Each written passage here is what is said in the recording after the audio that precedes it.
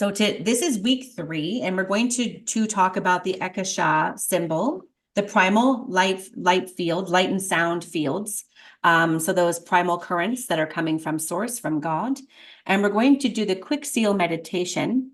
And it was my intention and plan to do the emerald and amethyst awakening. That is a very extensive, deeply involved with many, many visuals type meditation. And so instead of doing that 30-minute meditation with you with my microphone, with my terrible internet connection today, what I'm going to do instead is you will do it on your own time. It's about 30 minutes. I have a recording of speaker 2, Michael Dean. I believe his name was Asan, that he went by. Recording the Emerald and Amethyst Awakening. So we'll talk a bit about it. I'll introduce a bit about it, and then I will send that recording in the Telegram chat for you to have access to. You can do it in your own time, because I would do it at bedtime laying down and I would fall asleep. So I had to do it in my waking day. So for that reason, I would like you to choose your special time to do that. It is a requirement to do it at least once before we get into VECA codes.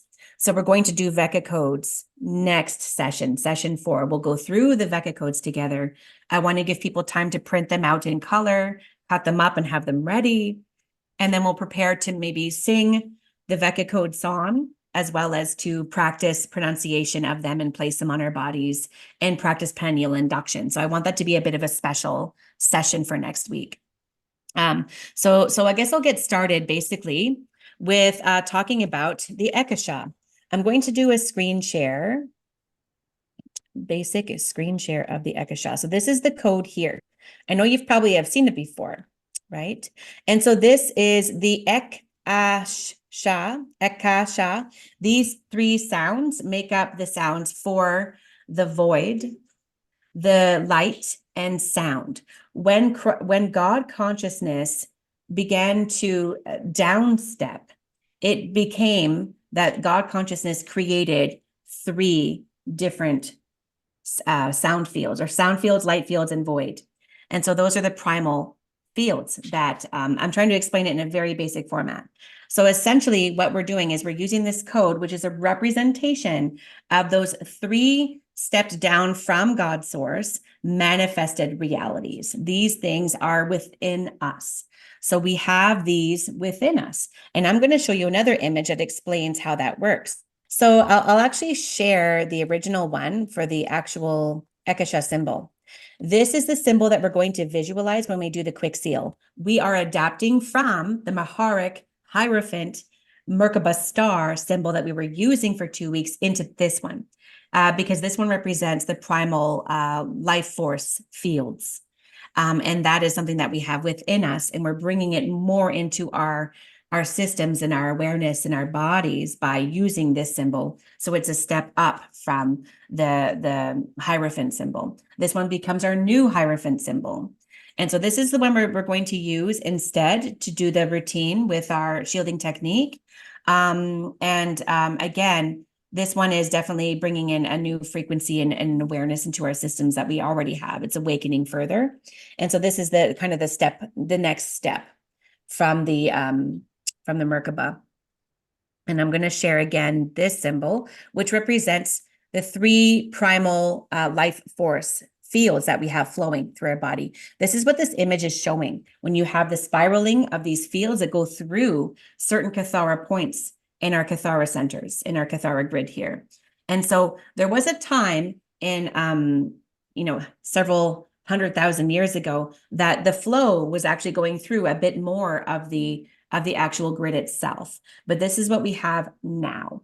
And so you can see that there are 3 different energetics flowing through this system, and that's what those represent. So we're bringing that into our system more with the Eckasha symbol. And so that's basically what I wanted to share with you about the symbol and the 3 primal life force fields that we are having flow through us, right? And so the Eckasha is the sound that we are using to bring that forward. And so we are going to sing this, the magic words of co-creation. I have a graphic made by James Pover in Christic Symbiosis Group, which is a beautiful, beautiful graphic that I use myself when I sing this song. And when we sing this song, we are bringing it into our systems and into our bodies. And then we're going to do the quick seal after that. All right. So I would recommend that you visit, I believe it is Dance for Life DVD 5, where Ashiana Dean begins to talk about the Eckasha, the primal life force fields. At the end of that DVD is when she really gets into it. So you can get a lot more details by listening to her talk about it, and as well as in the Dance for Life manual to explain the sounds that each of these fields carry, what they represent and why. But again, these sessions are not really going too much into detail. We're just presenting basic information and a tangible tool for you. So it's up to you to do that research to find out more and help you understand and understand more about this and how this works. So that's where I would recommend you go. But essentially what we're going to do is we're going to now begin the magic words of co-creation. Now, it was beautiful to hear Ashiana Dean speak about this in the Dance for Life workshops. Essentially, we were able to create out of thin air with our breath. And we still can, but we're healing ourselves so that we can go back to that. And so when we sing the magic words of co-creation, using our in-breath and out-breath and pause breath, and using these sound intonations, we are essentially creating. So whenever you sing this song, you do want to hold a vision of something and feel into something that you want to bring into your reality. And this is a way of manifesting again. It's a powerful way to bring in those primal life force currents into our system, and also to make a polite request for the guardians to assist in a manifestation goal that we have. I hope that you can see, oops, can you see this on? It's a new graphic with, okay, there we go. One thing I want to say about Anuhazi, for anybody who is not aware, Anuhazi was the first language to come from God's source consciousness.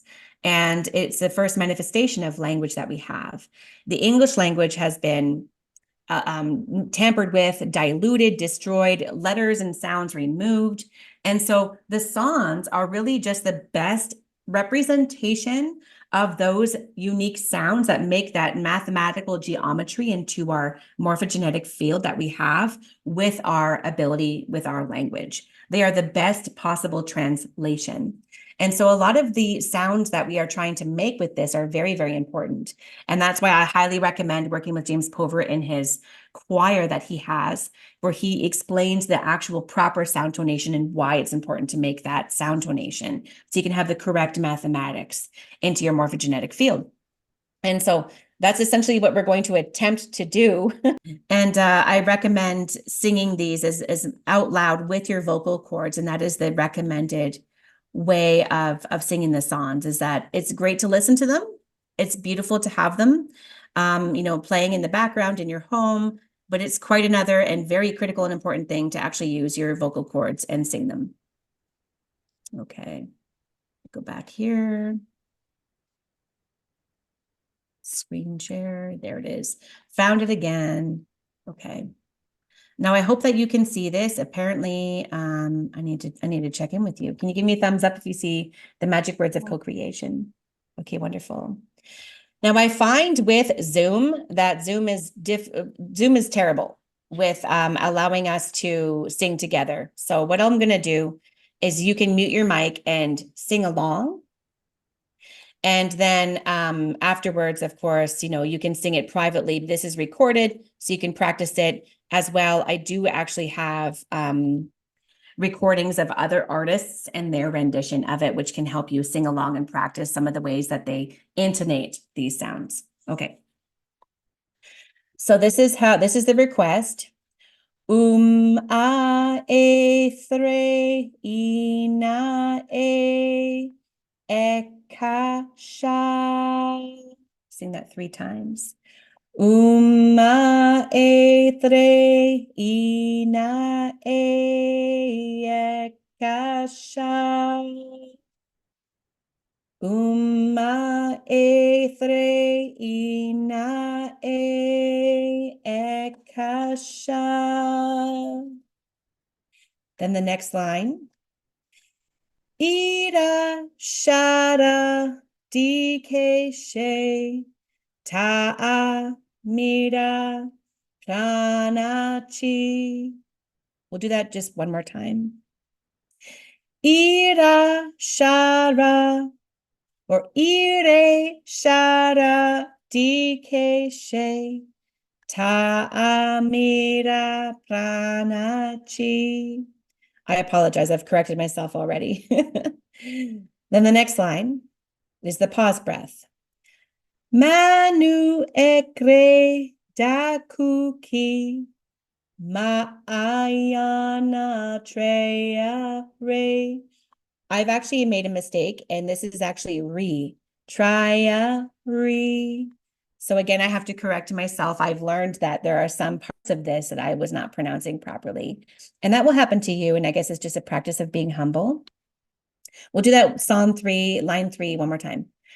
Manu ekre dakuki ma'ayana treari.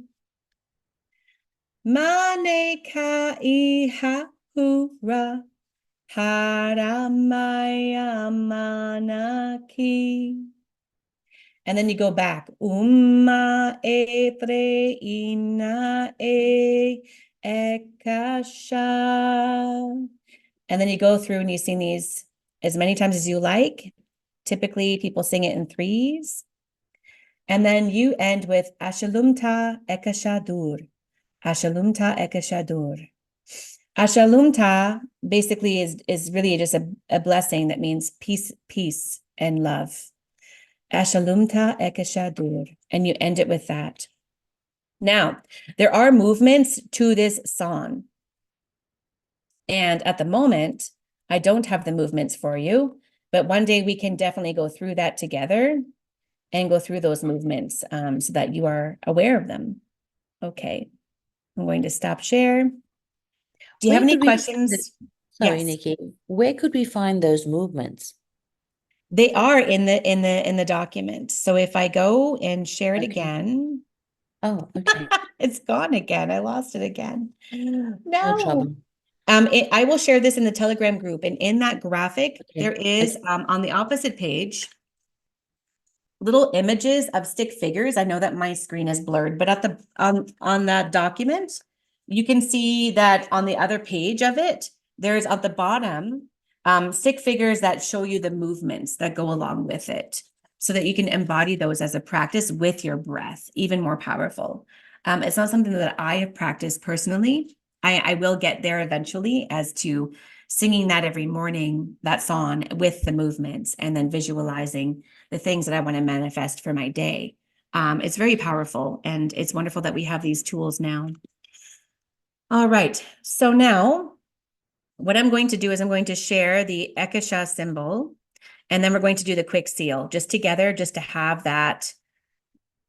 So what we're going to do is we're going to stare at this symbol and try to imprint it into our pineal gland using the pineal induction method, which means that you stare at the image and have your eyes kind of unfocused and a little bit crossed until you see double. And then you breathe it in into your pineal gland and imagine this image goes right into your pineal gland. And you do that about 3 times. And we're going to practice this with the Vecca, high Vecca codes in a little slightly different way, where we actually send that symbol once we breathe it into our pineal gland down to that body part in that area. Okay, so with the Maharic quick seal, we're going to do it's very similar to the full Maharic shielding technique meditation, but this one I can do it in a few breaths. So if you want to do it with me, I welcome you.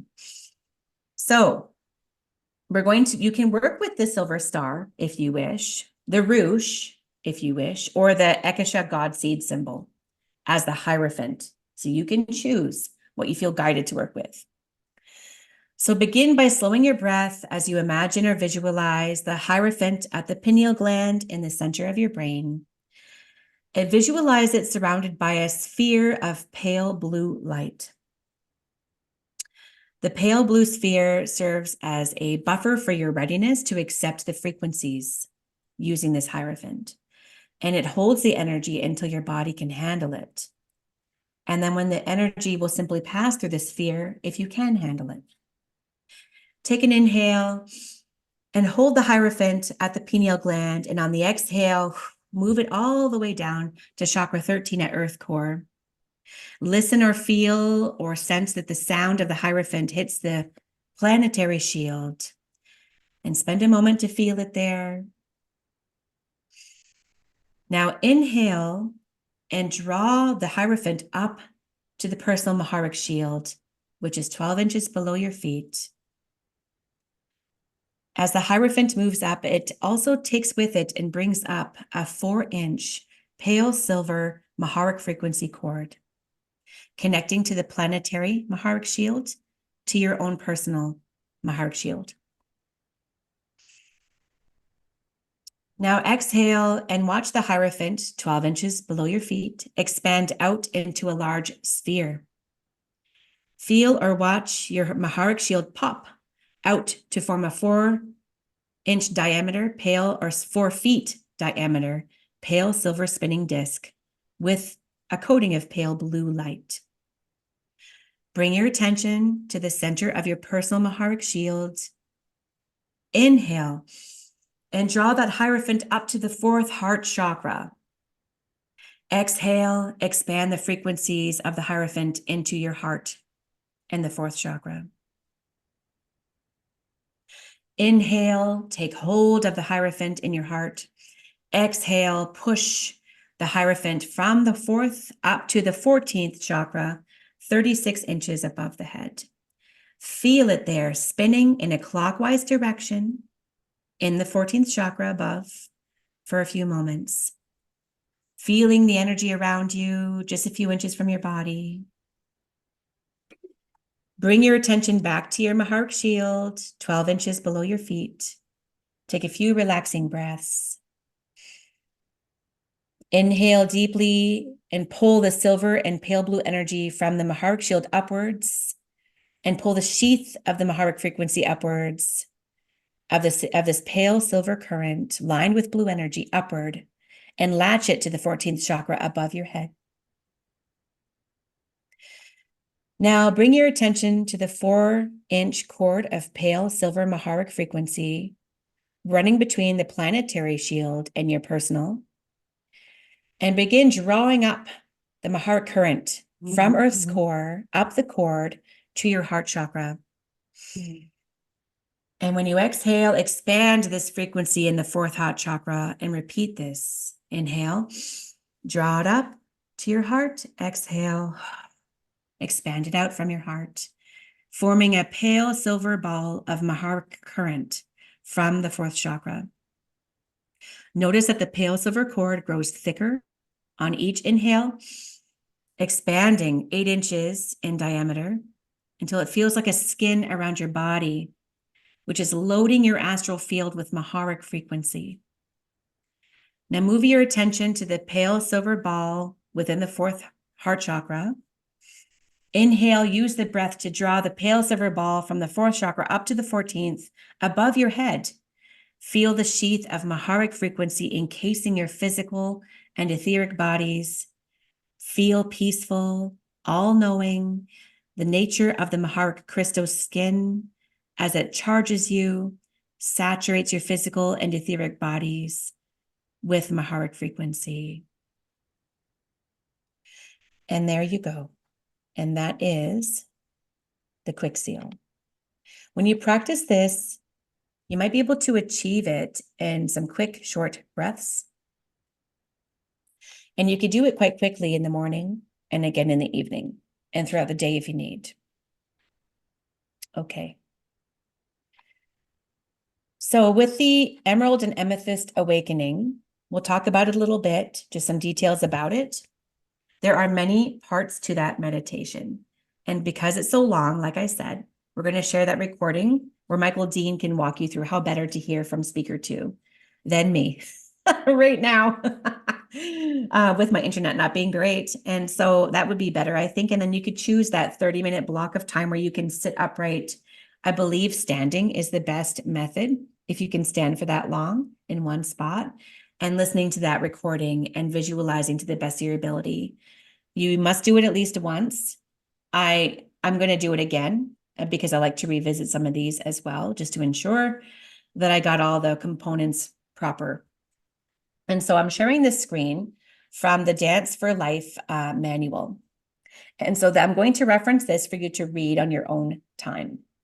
So we're talking about what is happening with this emerald and amethyst awakening. Essentially what's happening is that we are turning on currents and turning on the ability to run currents through certain parts of our body and our systems. We're connecting to the Nadahuva body, which is density 2, dimensions 4 and 6. This is what we're doing. And the way to do that, create a bridge to it, is to release the crystal seals that are in the chakras and to pull them out, which is creating a blockage of some of this frequency to flow. So that's exactly what we're doing. Know that we have 8 cells of the human fetus region of the tailbone. That's why we go to the tailbone when we do these meditations. That is where life was created. That's how we developed in the womb. It started with the tailbone. It started with 8 cells in that area. And we still have those 8 cells in that area. And that is the fetal integration process of the first Kundalini current that we're going to run. And so that's why we focus on the base, the very first cell of that tailbone area. If you're curious as to why, that's where we're beginning to grow. Okay. So what else do I want to mention with this? Yes, we're going to look at the signet star crystal seals, which are create the blockages within the tailbone and the pineal gland. Okay, these 2 seals are called the craniosacral seals. And when they are released, then they allow the Kundalini currents to come to life within the body. And that's why the meditation is specific with color. And you are actually going to use your hands and guide the crystals out of those chakra areas to allow that shield to be released and for the frequency to flow. So that is why we're doing it that way, because a lot of these visuals can be weird. And why am I imagining this? And so there's a reason behind every part of it. Okay. And so that is essentially why we're doing the emerald and amethyst awakening and what's happening and what we're doing it for. The whole ascension process is to allow our body to heal, awaken, and activate, release the seals and blocks so we can bring in the currents through the Psonns, through the techniques, so that we can actually create bridges to the other bodies that we have. Okay, so we have different versions of ourselves in higher consciousness dimensional spaces, and we are creating a bridge to connect to them so that we can pull them into our systems and into our bodies and remember who we are and have memories come back online and have our gifts become more, a potential possibility. And so that is why we're doing all this. And so this is something that I wanted to explain first before just jumping into that meditation. I think I'll just keep it really simple and really light, just like that. Again, you want to go to page approximately 60. Yeah, page 60 of the Dance for Life manual. You can read that on your own time and then do the meditation. It helps to know why you're doing that specific meditation. Know that your breath is really powerful and important when you do these meditations. And I recommend breathing, like force down, the frequency, pull up the frequency, make a sound with it and make it yours, right? And don't be embarrassed to do that. It's really important. Okay. I wanted to keep it really short and light today with how I was feeling. A good reason why I don't want to do this meditation is because today I don't feel like I have the energy and it's a long one. So I'm going to leave it up to you. Okay, so there you go. You have some tools. We sang the song. We looked at the Eckasha symbol and talked about the life force currents. And how we have that within us, in our DNA, in our cells. And we can call it up and bring it forward more by singing the song. We can manifest as well by singing the song. And so these are tools that are really, really important. Next week, we're going to look at the Vecca codes. And I do want to get into the 12 tribes. And I want to sing the song of the 12 tribes as well with you and introduce you to that sound as well.